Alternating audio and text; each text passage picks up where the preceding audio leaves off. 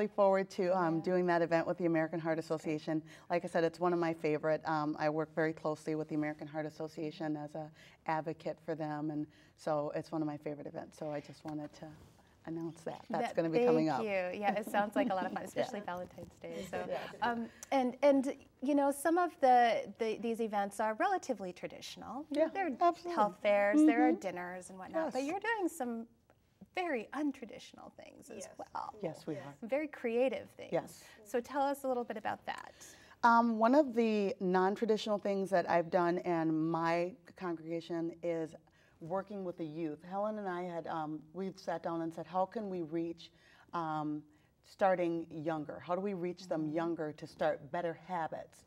So I've partnered with my youth director, Sister Andrea Thomas, and we've come up with Healthy Kids programs. Our kids meet on Wednesday night for Bible study, and so we started a Healthy Kids Challenge. So we would have a educational portion for them after feeding them a healthy dinner. And it took a little bit for them to get used to the things that we were feeding them, because we totally changed what we were giving them. Did you do turnips? Yeah, and we went to collards? fresh vegetables and apples and things like that. And so we, after dinner, we then would do a nutrition portion. So we would talk to them about whole grains or hydrating and water and choosing healthy snacks. And each week we would have a different topic on nutrition. And then, since they had been sitting all day in school, and a lot of our gym classes have been cut out of a lot of our school districts, we give them a half hour of physical activity. So they get to choose a different class that they want to go to. They can go to a hula hoop class or a dance class or a football class, and we had a did I mention basketball? I think I mentioned basketball. And we had tennis, absolutely, because there's a tennis court in back of the church. Wow. So each child has to pick an activity that they're going to stay in for the entire time that we'll be doing Bible study. And that's what they do. And so they have that. And we actually, at the beginning of our challenge, we actually did height, weight, we did body mass index for all the children. Wow. To see how many that we had were obese and how many were overweight, and we did blood pressures, and we did screen them, and then we, after the program ended, we went back to see if there was a difference, and we did have some weight loss, and we had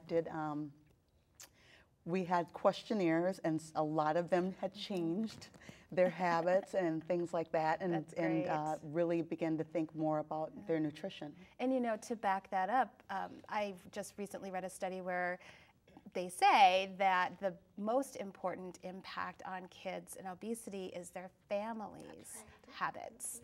And it's not necessarily, surprisingly, it's not necessarily just being active. It's having the support at home. And so it's very interesting to me that you have this circle around the parents and the kids within the churches that helps to support all that. That's wonderful. And it's amazing when you get kids involved and they start doing things, they will go home also and how come we're not having this, or we had this and it was good. So you know, if we think back about before everyone started using seat belts, it was the kids who they taught in school, Mom, you need to wear your seat belt. I mean, kids would just nag you. I remember my nieces and nephews saying that, you know, do you have your seat belt on? And you know, so starting with our young people is very important because they will help to take that message along with the adults. Yeah. And it's starting with them, that generation will carry on these healthy habits, you know, and hopefully with that the disparities will begin to change if we start in our youth.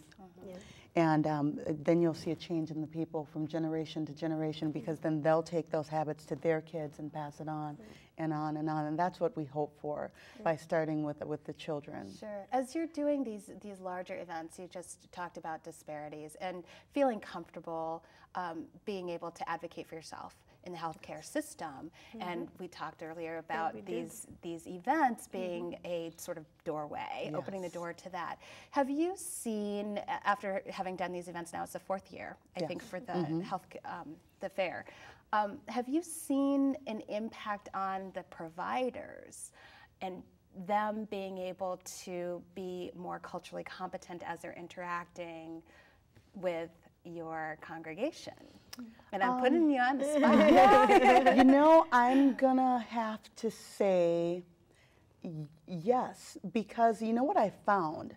I found that when we invite these clinics, the doctors that actually volunteer to come in are the ones that want to be involved more in the community. So they're opening it up and having these conversations with these people, and then these people are coming back to their clinic saying, well, I met this particular doctor and that's who I want to see. So yeah, I'm seeing it because they're the ones that are inviting it. Wow, nice. So That's really important.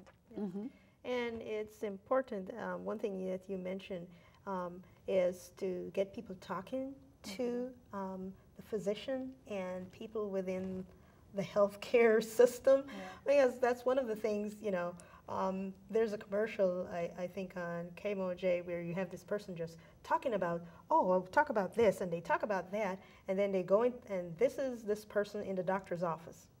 Yeah. Complete silence. And so one of the things that, you know, we're trying to do is to prepare individuals so that when they go in, that they really can advocate for themselves. They can really, you know, ask questions, and they won't be intimidated by the white coat. You know, so that's one of the things I think when we started off earlier. How do you help your that individual to speak with the doctor? What kind of questions do you ask, etc. We think it's important for people to know how, because we're in this together. It's not just the doctor taking care of you. It's you being a team, teaming up with your healthcare provider so that you can be in better control of your health.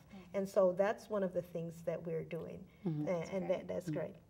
But one thing you, Loretta mentioned, is that that they've been partnering and doing the health fair and other activities, which is one of the things that I try to promote for sustainability for years to come, that churches from different denominations, which is just great, because that has not always happened, where different denominations come together and actually work together for the betterment of the community. absolutely. That's a good point. Yes, but one of the unusual things, or I should say non-traditional things, along with the health fair that Stairstep does, is a church Olympics.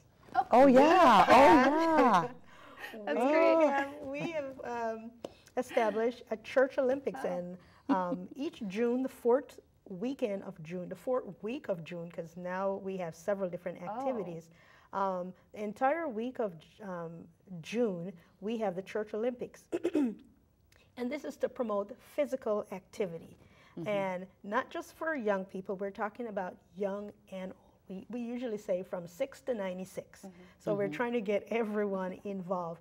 And we begin each about in May with a walk-in challenge. So people are walking for 6 weeks and recording their steps. And then we start off with some fun activity, like we have roller skating. So we try to do family events as well as some competition. So we have the family events, which is the which is the roller skating for family. This year in our 7th annual Church Olympics, Church Olympics and Family Fest. We added for a family event, we added a bike ride. And so we're looking to expand that in the years to come. But we have also, this year, we added a golf tournament. This is the first year. Now, this is a fundraiser, right? The golf tournament? Yeah, Yes, I was going to say, yeah. because it has to be traditional. Yes, yes. The golf tournament, we added for the first time this year. We had, I think, about 36 individuals who participated this first year. So we're looking for it to really expand and to grow next year. And then on Thursday we have a basketball tournament, and we have all age groups. It's really fun because pastors, we have pastors team, and the pastors, you know, they compete against each other. And as the event goes along, each winner of each event receive points, and the church with the most points receive a large Olympic trophy, which Nice. is envied. Very nice. Yes, Yeah. and so Well, yes. you have, it's clear the Stairstep Foundation has done a fabulous job of making healthcare fun, Yes. wellness fun, reaching our community, and I thank you so much for Thank coming you. to share that with us. Okay, and please congratulations. Yes, please give us a call if you need additional information. And we have the website up, Yeah. so Yes. people And- can reach and you. the phone Yes, number. Thank you, and the phone number. Yep. So Thank you very much. thank you. And thank you for joining us on the St. Paul Forum.